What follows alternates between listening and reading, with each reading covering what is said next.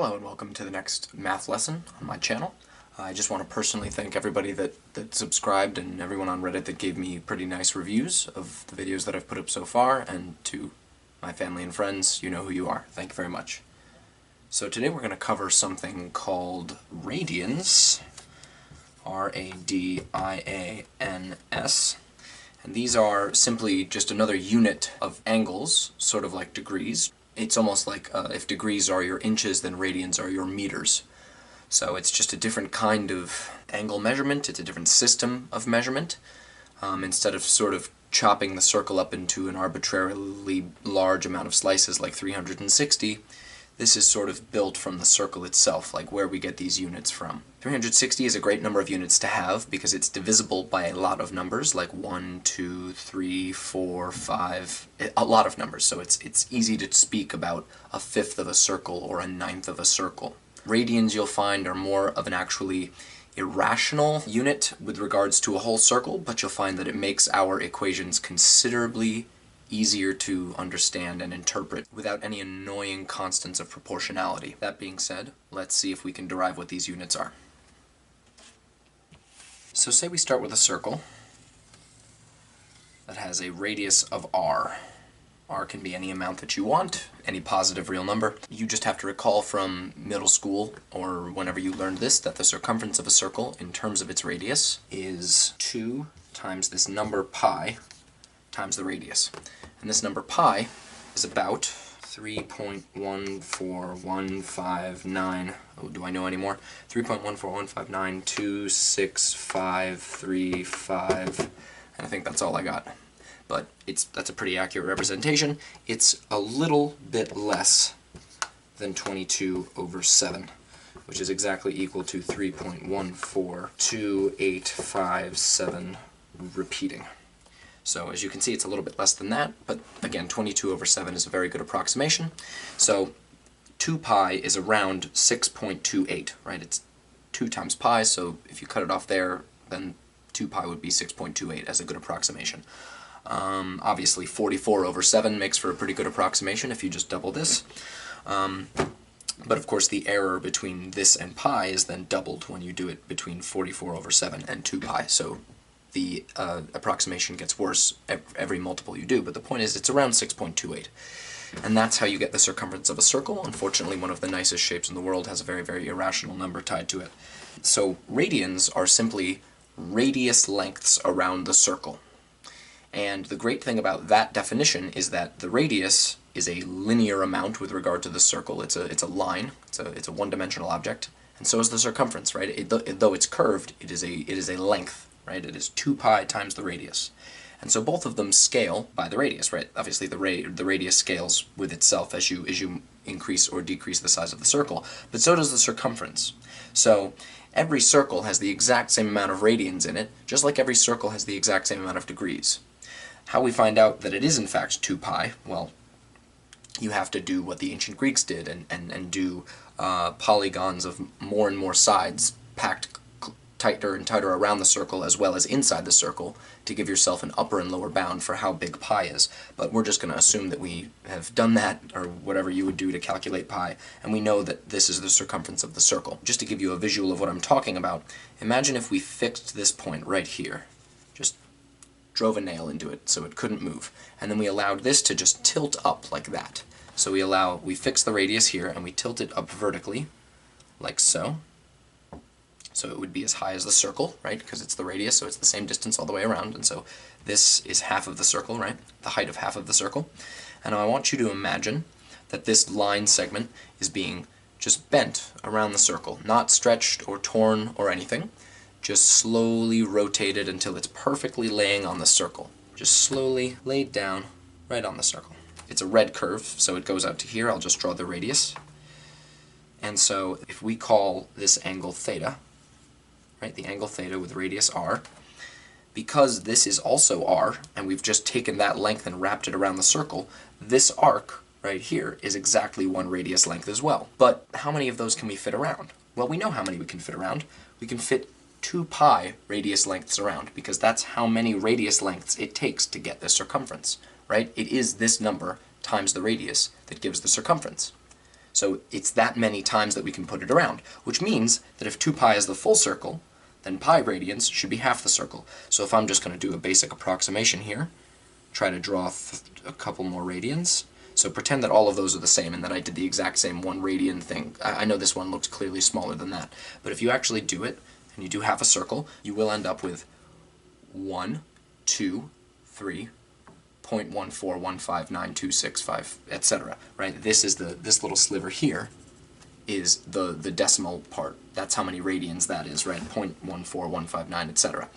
And then of course that's just half the circle, and so we can simply copy that again, and we end up with the equal half that it's also another pi radians, and so it's 1, 2, 3.14159, and together it makes 2 pi radians, or about 6.28.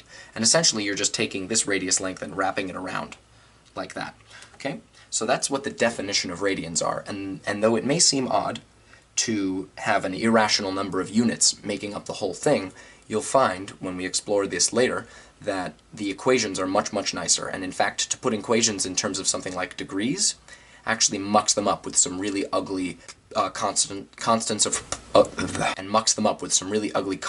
proportionality. So what we're going to do is we're going to actually try to derive some equations about this, but first we're going to compare them to degrees, because everybody's used to degrees. So let's see how much 1 radian is in terms of degrees, and how many radians 1 degree is. Let's see what their conversion rates are. So I'm going to erase this, and then we're going to do that. So by definition, 360 degrees is a full circle, and based on what we just derived about radians, it's the case that 2 pi radians, often abbreviated RAD, is exactly the same thing. Both of these represent the angle that is a full circle, right? Both of them represent a full circle all the way around, from the starting point to the same point again, 360 degrees. So if we want to find out what one is in terms of the other, we simply have to divide both sides by the thing we're trying to solve for. So if I divide by 360, I will get 1 degree on the left, and we see that this is exactly equal to, well, look, we can simplify this. 360 divided by 2 is 180, so 2 divided by 360 must be 1 over 180. So we're left with pi divided by 180 radians. This number turns out to be about 0.0174 radians. So that's an approximation, that's a decimal approximation. This is the exact quantity, right? It's this many radians. Pi divided by 180. For radians, all we have to do is divide both sides by this number, right? So if we want to find out what 1 radian is in terms of degrees, we simply have to divide both sides by 2 pi, and we actually get the reciprocal number that we got before. 1 radian is equal to 360 divided by 2, which is 180, divided by pi degrees. And I'm just putting this in parentheses so you can see that the degree symbol applies to both of them. And 180 over pi is simply the reciprocal of what we started with before. It's about 57.2958 degrees. Okay, so that's a good approximation of what 1 radian is in terms of degrees, and this is a good approximation of what 1 degree is in terms of radians. Okay, so that's just to give you some perspective on their size differences, but here's what you should notice, is these have some terrible conversion factors. I mean, this number is just abominable. 180 divided by pi, I mean, it's pi, how often do you ever see pi in a denominator of a number like that means much to, you know, an everyday sort of student, right? It doesn't come up often. So it's really a kind of a horrible conversion factor. And so it is here. You'll find that using radians makes the equations for what we're about to find, which namely are an arc length and the area of a sector, and I'll explain what those things are, but it's going to make those equations much, much nicer to use radians than it is to use degrees. And you'll see that when we convert, and you'll get this awful conversion factor in there. So let's figure out what those things are. So we start with a circle of radius r, any r you want, and we're going to open up some angle theta, right? So we're going to derive what this length is here. I want to know the length between these 2 points along this arc.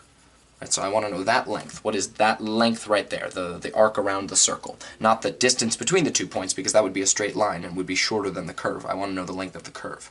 Well, we can talk about this simply as fractions of the circle, right? That's not too hard.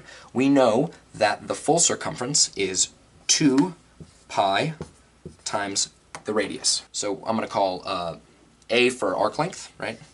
A for arc length. This is equal to the full circle, the full circumference, multiplied by some fraction, right? But we want the fraction, right? It's some fraction of the full circumference, and we want to find out what that fraction is. Well, we know the angle that represents the full circle in terms of radians is 2 pi, right? And the angle that we've swept out, or subtended, both of those things mean the same thing, the angle that we've swept out is whatever theta, it was whatever we've chosen theta to be.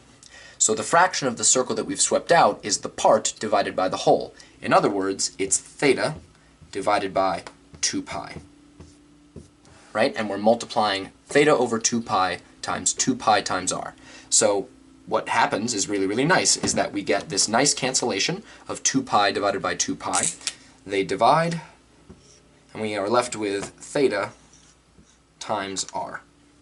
And that's a great formula, right? So we have the full circumference as just 2 pi times the radius, but 2 pi is really just the angle that is the full circle. So if we want to find out whatever arc length we want, we simply multiply by the angle that subtends that arc, right? By subtend, I mean theta sort of sweeps out this arc along the circle. So if you ever hear that word, that's what that means. It's spelled S-U-B-T-E-N-D.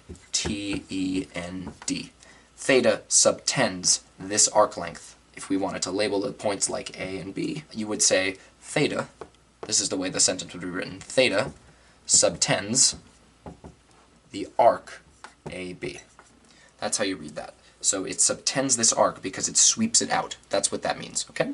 So that's sort of the way you read this picture. If theta were the full 2 pi, the full circle, then we would simply have the full circumference, and it would be 2 pi times the radius. But because it's just some angle that's less than 2 pi, we simply just multiply the radius by that, and that's how we get the arc length, right? And that's really, really nice.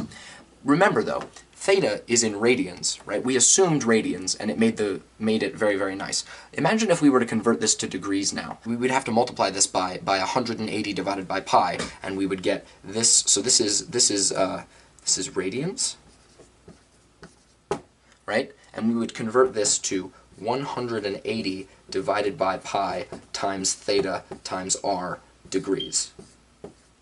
And that's truly awful. I mean, look at that. You've got this horrible number that's multiplied in, and this is so much nicer, just theta times r. So, for all intents and purposes, using radians to calculate the arc length of a circle, given the radius and some angle that you want, using radians instead of degrees, makes for a much nicer formula than this one. So now let's check out something slightly different. We're going to do the area of this wedge of the circle, which is technically called a sector, and so that's going to depend on r squared, of course, because it's an area, right? Those are square units as opposed to linear units, single power units, and so let's investigate that and see what radians gives us with regards to the formula.